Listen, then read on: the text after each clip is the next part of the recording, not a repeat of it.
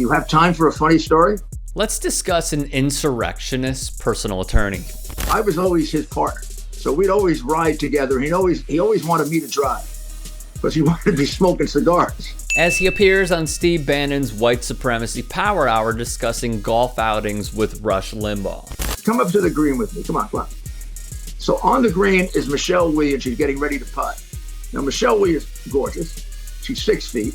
What Rudy fails to mention is Michelle Wie, seen here, is an accomplished golfer who has won the US Open and qualified for the tour on her first attempt. She has a strange putting stance. She bends all the way over, and her panties show. And the press was going crazy. This is what a creepy old man looks like in Rudy Giuliani. This is what it looks like when a thought pops in your head hoping for a zinger, and the end result is a faceplant. Meanwhile, Wie, a winner of 5 LPGA titles, has been subjected to misogyny from Giuliani and his golfing partner. How many of you guys, in your own experience with women, have learned that no means yes if you know how to spot it? The late bigoted, misogynistic, transphobic scum of the earth radio host, Rush Limbaugh, who was besties with the traitorous Donald Trump, once called the healthiest president ever by a disgraced doctor. In a post on Twitter, Wie says it's unsettling to hear of this highly inappropriate story shared on a podcast by a public figure referencing my pennies whilst playing at a charity pro-am. Here is the visual evidence of that event. According to Getty, it was back in 2014. What this person should have remembered from that day was the fact that I shot 64 and beat every male golfer in the field, leading our team to victory.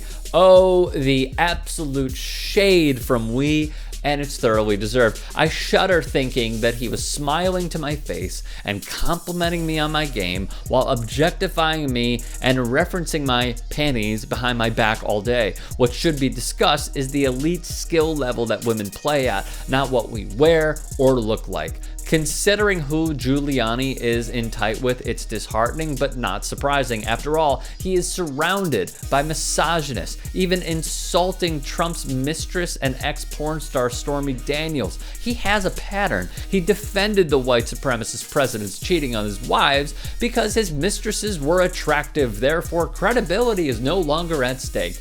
Great defense from a man who couldn't secure a dub in the courts. He would say, I don't respect a porn star the way I respect a career woman or a woman of substance or a woman who has great respect for herself as a woman and as a person and isn't going to sell her body for sexual exploitation, said Giuliani.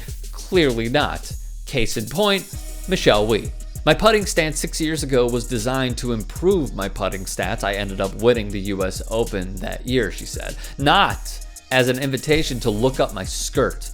Nike makes skirts with shorts built in underneath for this exact reason, so that women can feel confident and comfortable playing a game that we love. Wie, who shot to fame when she became the youngest player to qualify for the USGA Amateur Championship at age 10 in 2000, turned pro at just 15 years old. The whole reason Giuliani and Limbaugh won this event was because of Wie's heroic play at Ernie Els' charity event for autism. The United States Golf Association responded saying, sexism has no place in golf or life. We're always in your corner, Michelle Wie.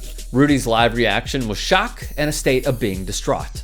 Amanda Balionis, who you have likely seen covering the PGA Tour and interviewing players after their respective rounds, wrote, amazing to me that this person feels this entitled to say something that wasn't even a joke, and more importantly, showcases that there is still a very real group of powerful men who think of women as simply things to look at and objectify. Shoot 64? Win a major? Nope. Panties. If you'd like to hear more thought-provoking content like TYT Sports on Facebook and to help in my journey to keep media independent, go to tyt.com/Rick.